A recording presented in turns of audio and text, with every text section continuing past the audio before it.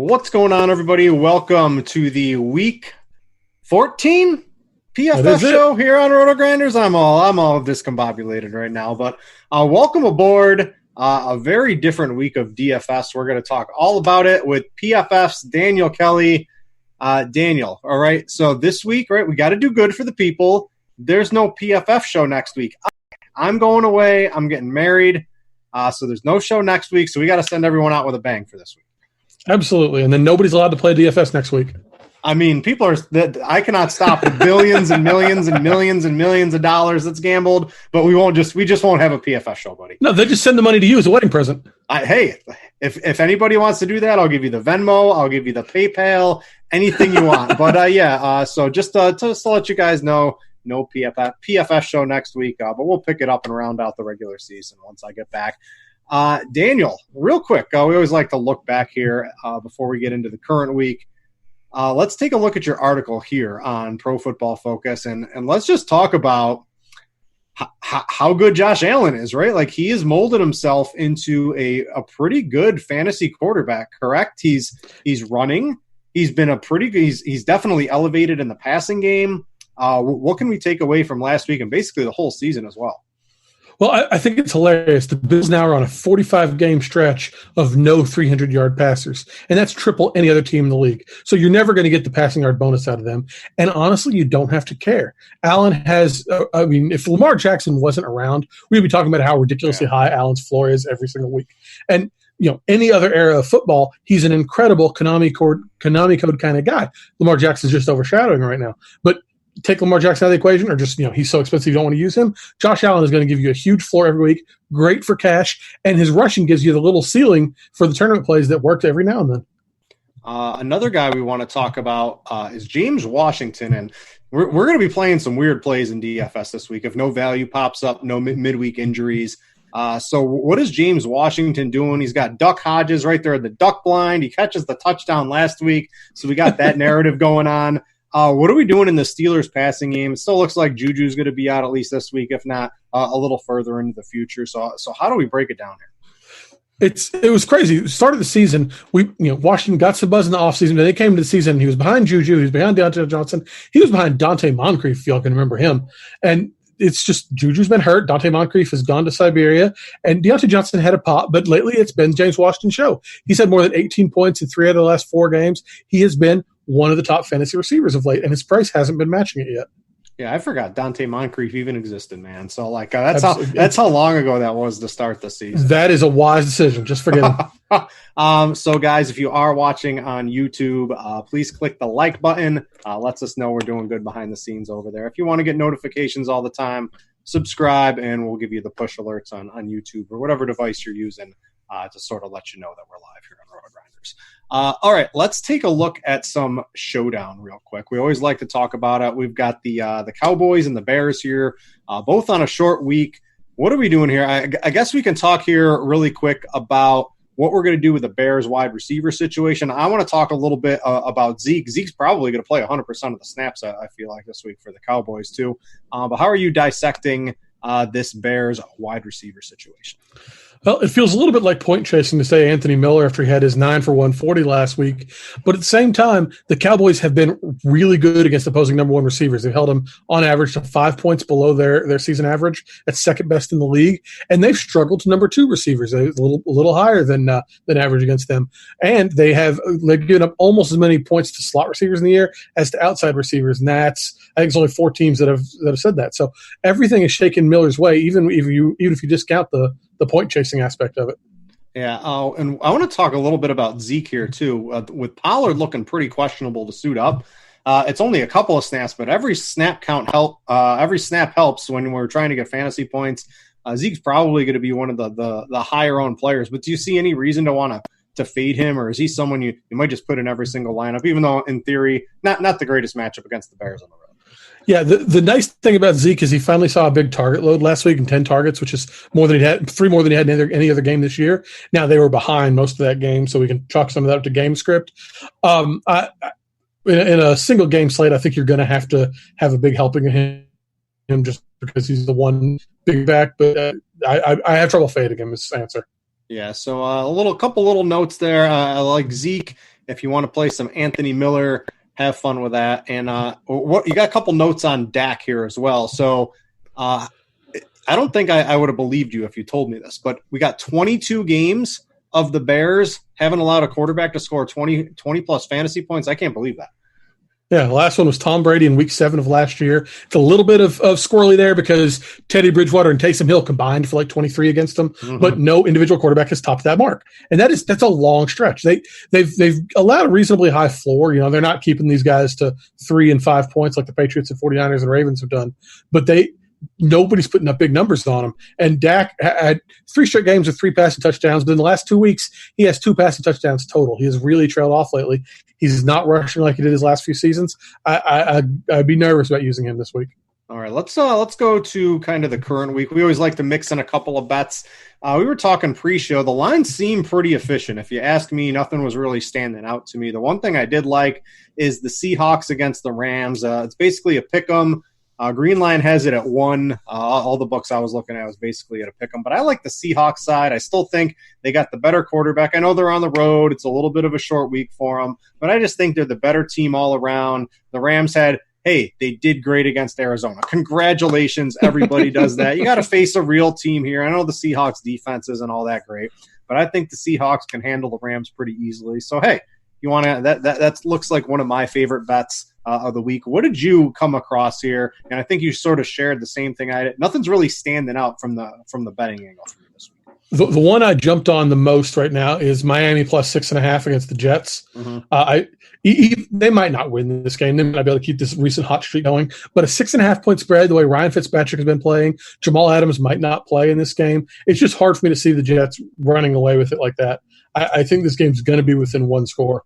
What if I told you? I think the line's come down a little bit because I was looking at this earlier. Green Line has it at 5. It's 5.5 now. Okay. It's minus 5.5. Does that do anything? That changes it a little. I'd still probably take the Dolphins, but I'm less enthusiastic about it, that line. So I must have seen an older line when I picked that. Yeah, and you got Detroit and Houston. I like Houston quite a bit too. I'm going to talk about Deshaun Watson pretty heavily in just a second. But what do you see in that game? And then what Detroit plus 14? Like 14 is just too many points to give.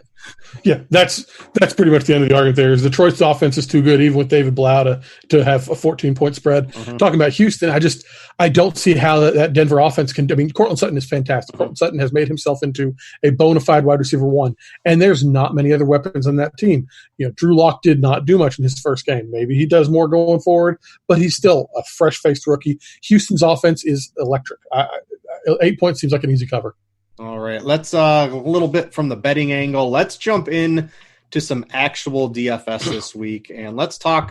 I guess I'll really just start with the slate because last week we had all this mid-tier wide receiver value, and you could still play Christian McCaffrey, and you can make some pretty good lineups. This week is probably the toughest I think I've seen on DraftKings all season. It's really tough to reach to the high-end players at basically any position, specifically Christian McCaffrey. And what I've found in making some lineups earlier in the week is I have to make a legitimate concession somewhere, whether it's quarterback or wide receiver or, maybe I'm playing a running back I don't really want to play this week just to make my lineup look good. So I want to go into that by letting everybody know that it's just a different week of DFS than I think you're used to. So let's start anew. Let's talk about quarterback, a couple of guys you like. So I think we'll start with Kirk Cousins. Should just put an absolute onslaught here this week on the Lions. Yeah, I don't see how they're not going to lean on him heavily. He's the number 4 quarterback since week 6. He's got a career best passing grade at 85.8, passer rating at 111.9, yards per attempt at 8.5. Dalvin Cook either isn't going to play, or if he is going to play, he's not going to be 100%. I don't know why they lean on him. Maybe we see some Alexander Madison, but I just expect this to be a huge Kirk Cousins game against this Detroit defense. Yeah, I can get on Cousins, especially with that, if Dalvin Cook's not 100%, maybe the passing game gets a little more useful. But, hey, I think we want Adam Thielen back, but Thielen's not really even that much of a problem for Kirk Cousins in the passing game right now. Kyle Rudolph's got some easy touchdowns, so I do like Cousins. The one guy I really like is Deshaun Watson, and I think he's pretty severely underpriced in my opinion. He's 6,500 on DraftKings. And you think, ooh, the Denver defense, right? And sure, that could be a little difficult. But the last few games, this Denver defense, it's fallen apart. They allowed 300-plus yards and 3 TDs. Hey, to guess who? Kirk Cousins that you just talked about. Josh Allen had 20 fantasy points against them. Well, he can run a little bit. Hey, you just talked about that as well. We had the ghost of Phillip Rivers pass last week, threw for 265 and 2 touchdowns. I think that's basically a baseline for what we can expect from Watson this week. He just lit up the Patriots at home. I mean, that's pretty tough to do. He gets his 3rd straight home game as well, which is always nice. I think a prolonged, home streak to close out the season is really beneficial to the home team. And that the DK algorithm, right? I've just picked this up over the years. It is too DVP focused, right? So it sees the DVP numbers on Denver and it thinks they're a good defense, but they're really falling apart right now. So I think Watson, he looks like a spectacular play to me at 6,500. Yeah, having him as the number 6 quarterback in price is just crazy. I think he's real tasty, especially if they cover like I think they will. Mm-hmm. Let's talk about this. You like the Dolphins side. Let's have some fun here, right? So last week, I think it was 6 or 7 of the top 10 millionaire maker lineups had the Wentz stack, right? They had Wentz, Sanders, Alshon, and they all ran it back with Devontae Parker. I say we repeat this. You take Fitzpatrick, I'll take Sam Darnold, and we'll all end up at the top of the million maker this week. Absolutely. There's nothing not to like in this game. Fitzpatrick, he checks every box. He's the number 5 quarterback over the last 5 weeks with the number 5 passing grade, so it's not a fluke. He's got a little bit of rushing skill. Fitzpatrick will get in the end zone on the ground a little bit. Jamal Adams probably out in this game. If he plays, we may talk about things, but he's probably out, and Fitzpatrick has so few stacking options. It's Devontae Parker, it's maybe Mike Gesicki, and go home. So it's a nice quarterback, nice ceiling, and very little question mark as who to pair with him. And on my other side, did I just cough into the mic on everybody, or did I? You did, but that's fine. I'm amazed I haven't yet. I thought I hit the mute button. Anyway, let's go to Sam Darnold. What's not to like in this game? I think this is a shootout. You mentioned Fitz. He's crushing right now. Pass-happy attack. Every year we get the Robbie Anderson revival at the end of the season. That's happening right now as well. You look at some of the grades on PFF. Miami's got the 2nd lowest coverage grade on the season at PFF, the lowest pass rush grade. They've allowed the 2nd most fantasy points to quarterbacks on the season, the 4th most fantasy points to quarterbacks over the past 4 weeks. They're last in pass DVOA. They're just benching people, putting on IR, their safeties every single week. It seems like they're doing that. What isn't to like in this game? I think this is another shootout. 37-30 or something like that last week. I don't know if it gets that high, but I think we can all hold hands with this game again and work our way up to the Millie Maker top. The other guy I want to talk about is Lamar Jackson, right? We can't really go, talk about quarterbacks without talking about Lamar Jackson. And I think if there was ever a week where you might be like, do I really want to use Lamar Jackson? You might think this might not be it, but I mean, who cares, right? He's Lamar Jackson. He is an enigma all among himself right now. I had you pull some rushing versus man versus zone for Lamar Jackson, and he does a little bit better against zone as a running quarterback. I think that makes a lot of sense, right? Or against man, because they're turned away from the running back, and when you play zone, you can see on the running back a little bit. And the Bills, they do play zone quite a bit, so maybe the rushing super upside might not be there, but I still don't really care. I think if you have the money, you can play Lamar Jackson pretty easily.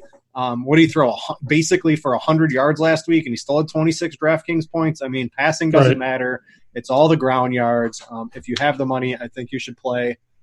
Thank you. I think you should play Lamar Jackson pretty easily.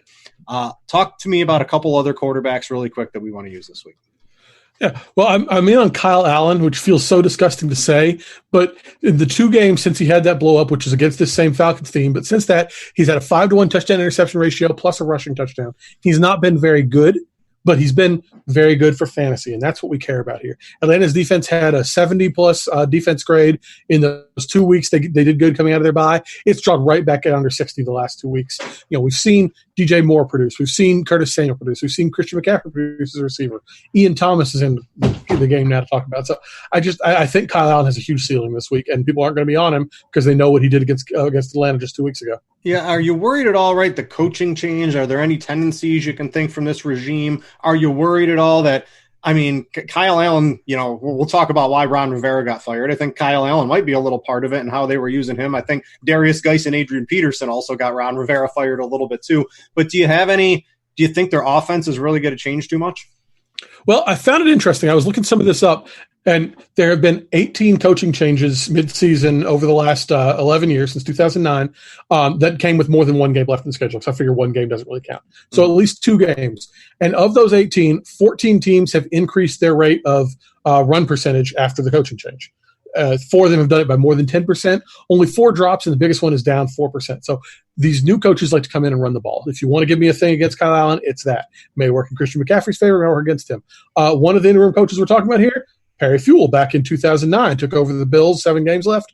They went from 45.6% runs to 47.8% runs. Not a big difference, but he did increase it, and we heard him just today say he's an old school guy. So we may see a lot more rushing. That might work against Kyle Allen, but it's just a note.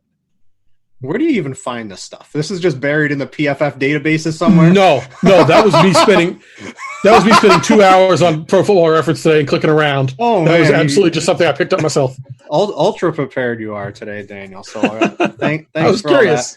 All that. So hey, look, you just talked up Josh Allen to start the show. Now you're gonna poo-poo him. Why don't we want to play him this week?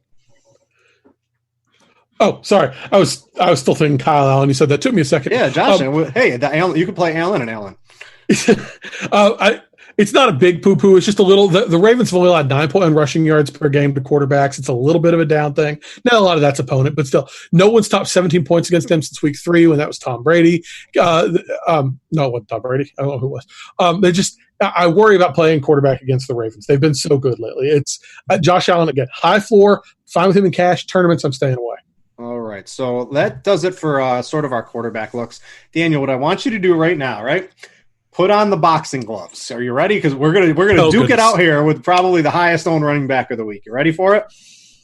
I'm okay with it. All right, so let's talk Alvin Kamara, because I like Alvin Kamara, and you've got some PFF statistics to maybe you're not as just high on him as maybe I am this week. So the price tag on Kamara on DraftKings, you need every dollar you can get this week. He's $7,000. I think that's way too cheap for a guy the caliber of Kamara. He doesn't have a touchdown from week 3. I think he might be able to get into the end zone here. Maybe you have some stats you'll talk about in a second, maybe why he's not getting those touchdowns. But, we've seen it was like Kenyon Drake had a good game against the 49ers. And there was another pass-catching running back that I forgot off the top of my head who it is. But these guys have been able to actually do some damage against San Francisco, and I think their game plan is going to get Kamara the ball, get Michael Thomas the ball on these short throws, and see what they can do sort of after the catch. I don't think they're going to have too much deep downfield action. So I'm really liking Kamara, and if this Richard Sherman is able to shut down Michael Thomas, I don't even know if it's possible to really shut down Michael Thomas. That's just more Kamara. The offense is just so concentrated, and that price tag on Kamara is so good. Maybe there's a little bit of touchdown regression. I like him, but you've come at me with some stats here. So what do you maybe see in the matchup or see in Kamara's game recently that might lead you to maybe not want to go with Hurd this week? Well, the first thing in the matchup, these guys have gotten decent yardage against the 49ers. They've only had 3 touchdowns to running backs all year long. That's rushing, receiving combined. They don't get into the end zone. So that's one thing. But then Kamara, we've seen a different guy since he came back from injury. He was forcing 6.3 missed tackles per game, weeks 1 through 6 before he got hurt. Since he's come back last 4 weeks, that's down 5 tackles per game. 1.3 forced missed tackles per game. That's huge. That's Kalen Balazs territory now. That is taking his elusive rating from 109.2 down to 45.8. 45.8 is not bad. It's slightly above average. 109.2 is what you want Alvin Kamara to be. So he's not being Alvin Kamara. And it's mostly come as a receiver. He had 8.8 yards per reception that early chunk of the season. It's down to 5.5 lately. So he may bounce back and be 100% this week, and it's all a thing of the past. But I worry about his upside right now. Yeah, let me see if we have the ownership. It wasn't up earlier. We were recording this, if you guys listen on podcasts later in the week. We record this late Wednesday night, so sometimes the hamster wheels haven't turned fast enough and the ownership hasn't popped up. Look, here it is. It wasn't up a little while ago. Here it is. Alvin Kamara, currently only the 4th highest owned running back on the slate. I think that probably juices up a little bit. And we're going to talk about some of the – you won't believe what's popping up at the top of ownership. We're going to talk about it this week. It's not exactly the names you really want to use, or you might not even know if you haven't been paying attention to DFS Twitter over the past couple of weeks. But let's have you talk about Melvin Gordon, because we know Jacksonville is just getting run all over. I'm going to talk about another running back going up against a team that's getting run all over right now too. But Melvin Gordon, I just want him to catch. If he could catch 4 passes, I'd be happy with him. He's just not catching enough in the passing game for me right now. Yeah, and that's a concern. But against Jacksonville, I'm not sure how big a concern it is. This is a 4-8 Chargers team that's still a 3-point favorite on the road, West Coast going to East. That's how bad Jacksonville is right now. They've allowed the 8th most PPR points to game to running backs, and that includes the second highest percentage of those points coming on the ground. Almost 2/3 of the points Jacksonville has allowed to running backs have come on rushes. So I think this is more of a Gordon game than an Eckler game.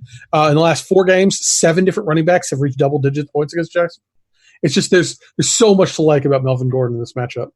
I can definitely get behind Gordon. He was really bad those first couple of weeks. I think he was working himself into shape, but he's looked pretty good on the field too. And grinding the tape, or I guess you can say grinding the red zone channel for me. That's how I take in my football. But yeah, I think you can play some Melvin Gordon. The other guy going up against the defense that's not very good. We talked about Ron Rivera getting fired. Why did he get fired? Because Darius Geis and Adrian Peterson ran for they're still running against him right now. Ron Rivera's having nightmares about that, and that's the Panthers. So Devontae Freeman last week, he's currently projected to be the 3rd highest owned running back above Alvin Kamara. He's 5,400 on DraftKings, not a sexy name, but he had 22 opportunities last week. So that's one of the main things we want in fantasy running backs is simply getting opportunity is good. Carolina's allowed 33 fantasy points per game to opposing running backs over the past 4 weeks. And I don't know, with Freeman playing 80% of the snaps going up against Carolina, I don't think a coaching change is going to be able to have that much of a factor on what the defensive line is going to be able to do to stop Devontae Freeman. They just can't stop anybody in the run. It's a gross week. We need all the salary. Daniel, am I reaching too much? Are you with me? What do you got for me? No, I can see that. I just mentioned how Jacksonville has the 2nd highest percentage of points on the ground. That's second only to Carolina. Carolina has been absolutely abysmal on the ground against the ground. So, yeah, I can see that. Freeman's low ceiling this year makes me – it's not a sexy pick by any means, but there's absolutely nothing wrong with that play. All right. You want to talk about Nick Chubb? Just a complete workhorse running back. Hunt's definitely taken away in the passing game, but – in the end, if you're scoring touchdowns and you're touching the ball 20-plus times a game, that's good enough for me. Yeah, his number of carries per game have actually climbed since Kareem Hunt came back. It went from 19.3 to 21.0. His targets have dropped off, but then they're 7.5-point favorites in this game against Cincinnati. Cincinnati's averaging the 4th most rushing yards to running backs. I just don't see how Chubb doesn't have a monster rushing game this week. Someone I'm on is Leonard Fournette as well. I used him in cash last week. You just can't. We want opportunity. I just said that with Devontae Freeman. How about 30.5 opportunities average over the past 2 weeks for Leonard Fournette? Unquestioned, every down, workhorse, game script proof, gets goal line carries, running back. Now he's fat and slow, but hey, you can still get PPR points if you're fat and slow, and that's all we care about for fantasy. So the Chargers defense, they're allowing the highest percent of passes to be thrown to running backs in the league. I found that pretty interesting, given how much Fournette has been involved in the passing game. The Gridiron IQ, that's our tool here at RotoGrinders, it's showing a pretty green rush screen, in terms of the Chargers defense of being able to be beatable on the run. They're 24th in rush DVOA. They're 18th in rush defense as a grade on PFF for the season. So there's nothing really standing out there that says it's bad. The price is pretty reasonable. I know he's not ultra efficient, but 30.5 opportunities per game. That's gold for you in fantasy as a running back. If you told me 30 opportunities, I'd take Kalen Ballage. I'll draw the line somewhere, my friend. If you told me 30, I'd still do it. 30 touches for him, it's like 50 yards. All right, so guess who the 2nd highest owned running? We've got Christian McCaffrey as the highest owned running back of the slate, and I get it, but it's really tough to get to him this week. So we'll see how that plays out. But I've got a question. Guess the number 2 projected highest owned running back of the week. I already looked, so it's no fair to guess. It is Patrick Laird. It is insane. Our Laird and Savior, from Peter and who is it, Mr. Davis Maddock over at Daily Roto. So what's going on here, right? He played 60% of the snaps last week. Ballage is going down. They signed Zach Zenner. Maybe they get Myles Gaskin some run here, but at least on DraftKings, right? Full PPR. That's where Patrick Laird is sort of excelling. Definitely on the ground. 10 rushing attempts last week, Daniel. 5 actual rushing yards. I don't know if it's an actual upgrade over Kalen Ballage in the run game. You're running behind that atrocious offensive line, but what we care for is, 8 to 12 rushes, 4 to 7 targets for an ascending offense, right? I think we can call Miami that right now against a bad defense, and I think that's what the Jets defense is. He's 4,100. We're scratching and clawing for every salary, little scrap we can get. Are you on board? Can you join the Twitter renaissance? I can't do it. I cannot do it. He's, sure. If you can guarantee me he's going to be involved in the passing game and get that one Ricky Dink rushing touchdown, maybe we can talk about it. But the only reason you're going to be using him is the price. There's no upside here. The Jets are a bad pass defense, but they're a good rush defense. So he's not going to do any better on the ground. I just can't do it. I think Zayre's going to be involved. I think Gaskin's going to be involved. I don't see a workhorse Laird in this one. I can't do it. Laird or Jamal Williams for 700 more. So that's no fair. These are actual honestly decisions. I'd still probably lean on Williams. I think he's going to be just involved in the passing game, and they're going to crush Washington. So I think he's going to get a lot of carries. Laird or insert Kansas City running back you choose to play.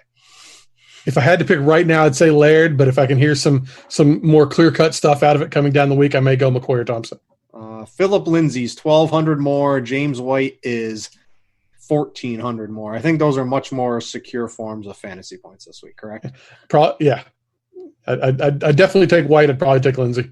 I have not made a decision. I've only, it's Wednesday. The value on Laird, I think, makes a little bit of sense. He's going to get a lot of hype this week after all the Twitter stuff that we saw Peter and Mr. Davis Maddock do. But I think I'm on him tentatively, but I reserve my right to change that come Sunday. So just keep your eye out for that. I just can't do it. What else you wanted to talk a little bit about Alexander Mattison.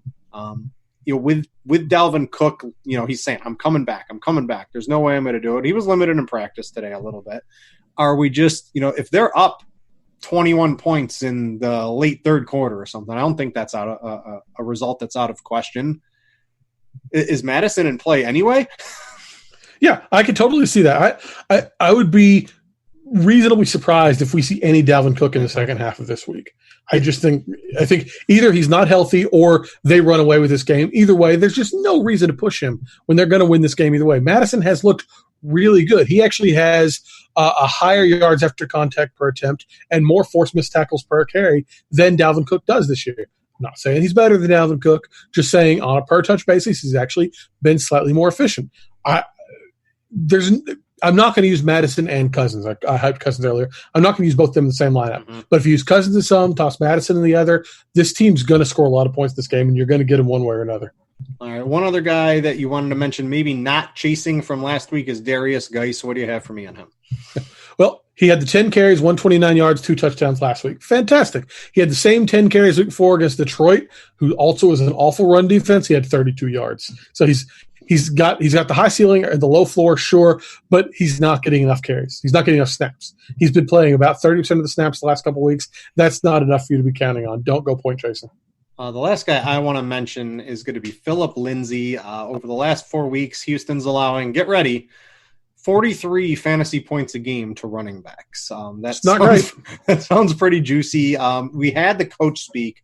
It started 3 weeks ago or 2 weeks ago that he was going to start getting more snaps. And we saw that a little bit. He was up to like two-thirds, one-third split with Royce Freeman. Last week, it went back to the 50-50 split.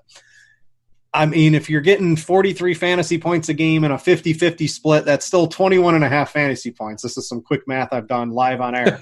I don't think Houston's going to continue allowing 43 fantasy points a game to running backs. That's just an absurd number. But do keep an eye on Lindsay. If they do happen to go back to maybe like a 60% of the work share, maybe he gets involved in the passing game a little bit more. We don't really know, is Locke going to target the running backs, or is he just going to chuck it down the field to Cortland Sutton and tell him to go get it because he probably can? Who really knows? But Lindsay's more of a tournament play for me, but I just want to know, don't give up hope. That Houston run defense has been getting gashed. And we saw, right, James White went absolutely nuclear in the passing game last week. I don't know if Philip Lindsay can do that, but he has the chops to be able to do something like that. So keep an eye out on that. Let's go to the expected fantasy points. We'll bring up Scott's article. Let me pull it up on my screen here for everybody. So I've got this pulled up here. And let's talk about a couple of guys that I think are both probably in play a little bit this week. We'll start with Aaron Jones. Is it good or bad? I have not read this week. I've been extremely busy. So is the Aaron Jones expected fantasy points talk good, or is it bad? Because, I mean, these timeshare running backs that are expensive just don't really do it for me in DFS much. Well, last week he was the most inefficient player across the league by expected fantasy points. He had a 21.1 point expectation, and he scored just 7.1 points. That is obviously not very good. And the two guys I'm talking about, Aaron Jones, Derrick Henry, one is hitting his regression now. The other probably has his regression coming because these guys have both been scoring touchdowns like they're going out of style at a rate that just cannot continue. I mean, Derrick Henry's scoring touchdowns. I'm telling you that. It's 7 in the last 4 weeks. That is insane. So Jones, he was putting up like crazy before. He has dropped off the last few weeks. He has, he had 3 opportunities inside the 10-yard line last week and didn't score. That's tough to do. Henry, meanwhile, like I said, 7 in the last 4 weeks, and now he's he has 7.3 touchdowns above his expectation. That is almost I think that's more than anybody's had in the whole season. So it's just Henry is due to drop off, and you don't want to go in the game with like 7'4", 400 pounds, and can run like a 4.40. 40. So I mean, that's why the dude scores touchdowns. And maybe he breaks the efficiency scale, but until it happens, I'm always going to bet on the efficiency to come back and bite him. Yeah, I like Henry. We'll have to see how it plays this week. He's priced up. Not a particularly good matchup, but I mean, Derrick Henry's so hot right now. I think you can play him in just about any format right now. All right, let's move to wide receiver. Last week in wide receiver, it was just value du jour in the mid-tier, and that has completely evaporated from DraftKings this week. To me, it is really, hey, Michael Thomas, play him, but you got to worry about this San Francisco pass defense that's been pretty good. Call me crazy. I'm going to take the Michael Thomas part of that. I think he's probably the better idea. He'll be able to outdo Richard Sherman and that San Francisco defense. You've got DeAndre Hopkins, you've got the high end, and then you've got to go like absolutely dumpster diving for some names I don't think I've mentioned on the show all year. So kick us off with some plays that you like at wide receiver. Well, you mentioned Michael Thomas. I love him. He's down to his lowest salary in a month. Definitely guaranteed target floor. So I think he's going to be great. And I think I haven't looked at his ownership percentage, but I expect it to be a little depressed just because of the matchup. So maybe you'll get a little bit of a contrarian play out of Michael Thomas for once. Other one I like is DJ Moore. Talked about how I don't believe in the Atlanta defense doing against Carolina what it did a couple weeks ago. They have the league's 5th worst coverage grade at 49.7. And he's the number 4 wide receiver since week 8, averaging more than 10 targets per game. So I think he's got huge usage, and I don't see why that wouldn't continue. Yeah, I like DJ Moore quite a bit. Where is he? How is he not popping on the ownership right now? It's because his price, he's up to $7K. There's really no super high owned wide receiver yet, at least on the first run from the algorithm, because it's very wide open. There's nobody that I think is a must play. I do like Michael Thomas. You can convince me to play some DJ Moore. You can play some DeAndre Hopkins. Some of the guys I want to talk about. You took all the guys I wanted to talk about, right? So I'm talking about Cortland. I'm talking about Cortland Sutton.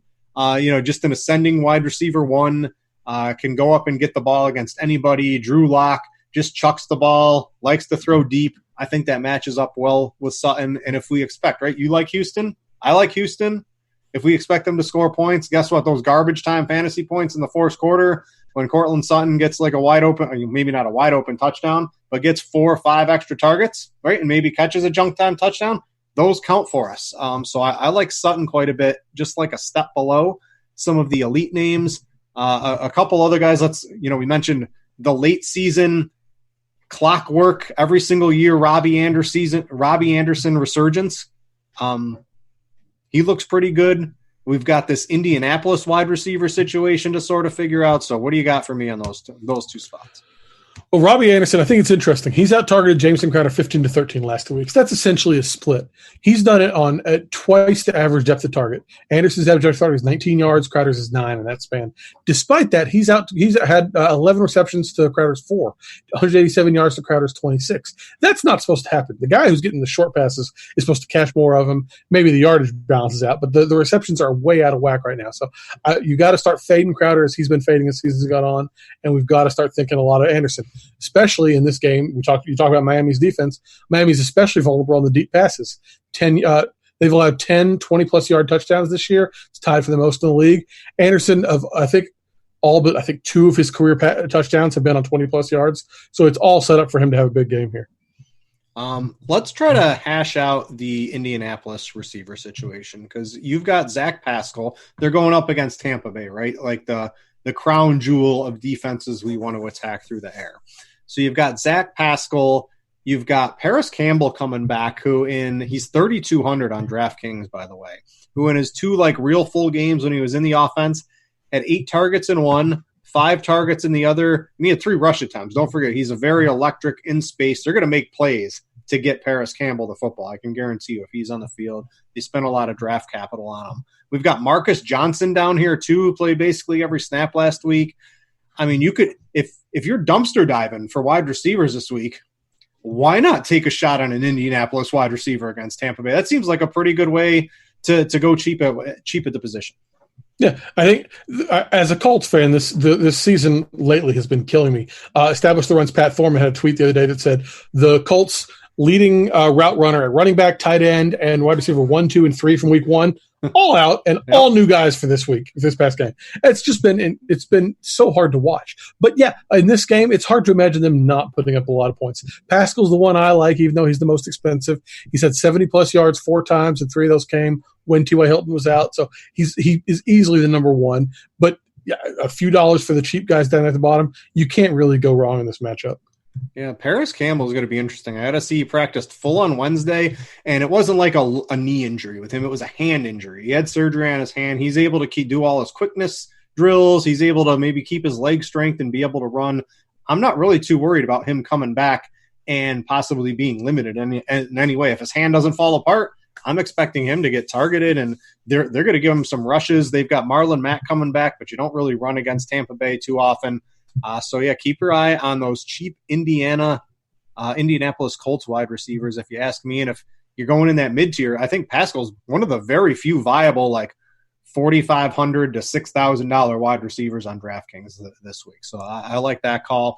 All right, I'm going to get even dirtier, right? I talked about a couple cheap Indianapolis guys. Can I interest you in a horrible passing game in Washington? How can I interest you in Kelvin Harmon? I probably need to sell you on this dude, right? Go ahead and sell him. I can see the argument, but go ahead.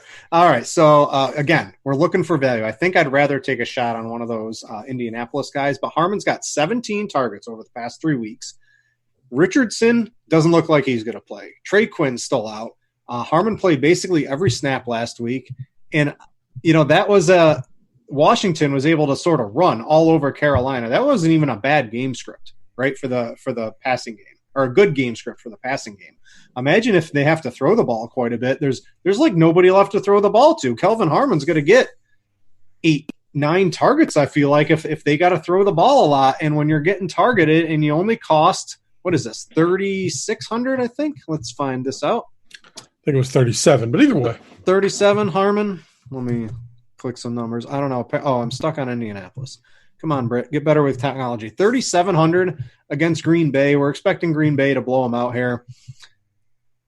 I don't know. 3,700. You're going to have to make a concession somewhere on your team this week in order to get the rest of your lineup filled with players that you're actually comfortable rostering. You might even have to make 2 concessions if you want to play Christian McCaffrey. I think Harmon's a viable option. I got to be honest. Yeah, I don't have a problem with it. It's one of those hold your nose and click the button. There's just, even if they're down in this game, they're not letting Dwayne Haskins throw a lot, so he may not see as many targets as you're saying, but he might. There is a scenario where it works out. I'm just trying to give you a little bit off the board this week, right? For some lower play. I can tell you to play Michael Thomas. I could tell you to play DJ Moore. It's just, here's the thing, like Devontae Parker, he was like 5,700. He's 6,900 this week, and Calvin Ridley's priced up, and like everybody you want to play costs a lot of money. We've got James Washington you talked about.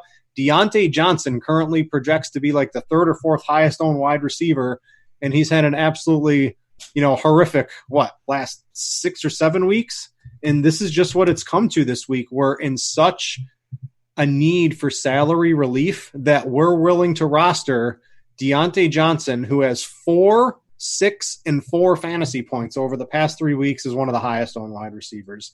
And it's crazy this week. It's a different form of DFS that we're used to. I know the matchup's good for Deontay, but just you need a couple concessions to play Christian McCaffrey. You need a couple concessions to play Michael Thomas. You need a couple concessions to play Lamar Jackson or Deshaun Watson. So I'm trying to throw it out for the people.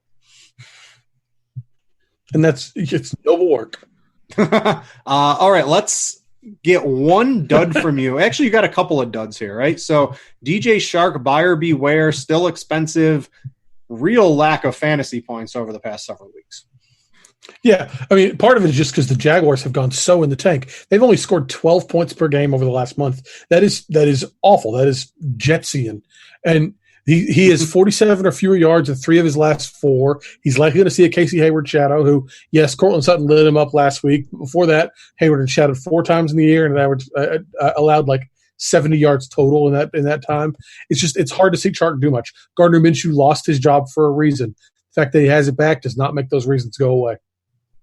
All right, let's go to tight end here to kind of round it out. And tight end's just another position where I think everybody you want to play is, for the most part, a couple dollars too expensive, except for Ian Thomas, right? We had the Tyler Higbee chalk bonanza at $2,500 last week. I can guarantee you if Greg Olsen is out, literally everybody's going to be playing Ian Thomas again. It worked last week. We're going to play Ian Thomas this week against Atlanta if Greg Olsen's out. Do you see any reason? This isn't even a concession. This is like a good play, in my opinion, at $2,500. Yeah, I like Ian Thomas a lot. We saw him. He was the number 6 tight end over the last 5 weeks last year. Of course, got to make sure Greg Olsen's out. But, yeah, assuming he's going to have huge ownership, and maybe that's the reason you shy away is because everyone else is going to be on him. But other than that, there's all in. Yeah, that did not work out on the RotoGrinders premium show. My hottest take was to fade Tyler Higbee in tournaments. So, needless to say, that did not. I had him on all my I had him on all my cash teams, and cash went really well. The tournament side did not go too well because I had 0 Tyler Higbee in those. All right, so let's talk a couple other tight ends. Let's say Greg Olsen does play, and we're searching around for something that's worthwhile. Everyone's a little bit more expensive than I want them to be, but hey, if you're a pass catcher and you're playing Tampa Bay, at $4,600, I don't care if your name's Jack Doyle and you were $3,300 last week. I'll pay that $1,300 increase because, I mean, he's going to have a good game against Tampa. Yeah, first game without Eric Ebron, he set season highs in snaps, routes, targets, receptions, yards. Everything went his way this past week, and there's no reason to think that won't continue. We talked about all the injuries, all the guys missing. Doyle is the one steady part of that offense right now. So I think Doyle is about the safest play you have this week.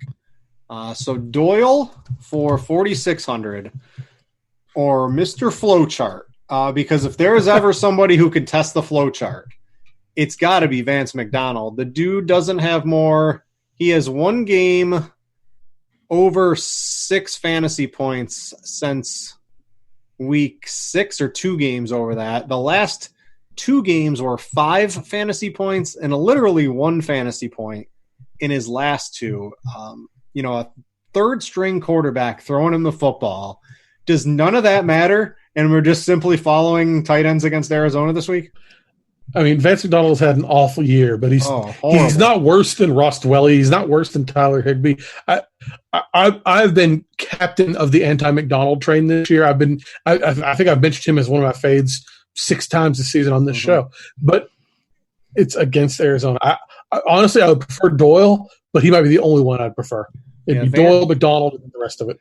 Vance is interesting. The early week ownership projections don't have a ton going to them. We'll have to see if the flow chart picks up steam over the course of the week. I think I would probably find the extra $300 for Doyle. I think Doyle's extremely secure in targets and production this week. A couple of guys I wanted to know. We got Gesicki at $4K. I think he's pretty interesting. The late second season tight end breakout. That's sort of like a real thing. He's got, at least 6 targets in 5 straight games. And, I mean, at the tight end position, that's like a gold mine if you're getting 6 targets in 5 straight games. It's really tough to pass that up. I think he's going to be heavily involved in the offense. He's 4K. You like Fitzpatrick. I like Sam Darnold in that game to be a shootout. So I think he's someone you could look out. Another guy I wanted to note was Doyle. We talked about him. And other than that, like all the guys that are expensive, right? Travis Kelce, the Patriots, they just shut down Travis Kelce. That's what they do. They try to make somebody else beat you. I'm not really on Travis Kelce, and I think you sort of share that same opinion. Yeah, I mean, it's a short conversation. Patriots love to take out what you do best. Kelsey's their best player. I still think he's going to have a fine game. He's still, in my season-long rankings, he's been number 2 tight end for the week, but I just don't want to pay up for him. Who's your number 1? Kittle, and I've gone back and forth, and then I may switch it again before the week's out. Put Hooper in there if Hooper suits up. Put Hooper. Well, if Hooper suits up, we'll talk. I ranked him as though he's not playing. Yeah, I think he might end up suiting up this week. So you got Hooper at 6K, Kittle's 5.9, Waller's 5.8. I think they're all on a tight pricing week. They all cost just a little bit too much. So like the Doyle, McDonald, and especially if Greg Olson's out, the Ian Thomas tier at tight end is going to be pretty popular. The one guy who's sort of like in no man's land is Hunter Henry. He's 5,100. Didn't really do much last week. I think he might go a little bit under the radar. The DVP tight ends versus Jacksonville is not good, right? Jacksonville hasn't really allowed much to tight ends, but Henry's just a specimen. I think at that price tag, he's pretty reasonable. I still, if I had to guess a workload, I think I would guess Jack Doyle gets more targets than Hunter Henry, but Hunter Henry can actually do things other than fall down with those targets. I feel like Henry's salary went crazy. It dropped $700 because he had that bad game. Yeah. But he'd had 8.7 or better points in all his other games this year, 10 in all but one other game. I feel like this is a big overreaction. It's the Phillip Rivers bias in the DraftKings office to his new noodle arm, noodle arm quarterback. Phillip Rivers has thrown like that his whole life. His arm is not new.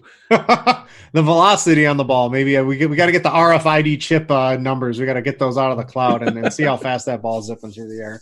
But anyway, guys, that is week 14 here on the PFF show. Again, if you made it through this long, we will not be doing a week 15 show. We will pick it up for week 16 and 17, though, to close out the season. Daniel, it's been fun. Any final thoughts, my man? Nope. I think we're doing good. Congratulations next week. Thank you. Everyone, go check out PFF. Lots of cool stuff over there. Daniel's article, Scott's article. And if you just want to read cool fantasy football articles with some real premium content, you can get the fantasy bundle over there for like $40 for a year. And it's one of the best values out there if you just want to take in real solid NFL content. That's going to do it for us. Daniel, thanks for joining me. I'm Brit, and we out, y'all.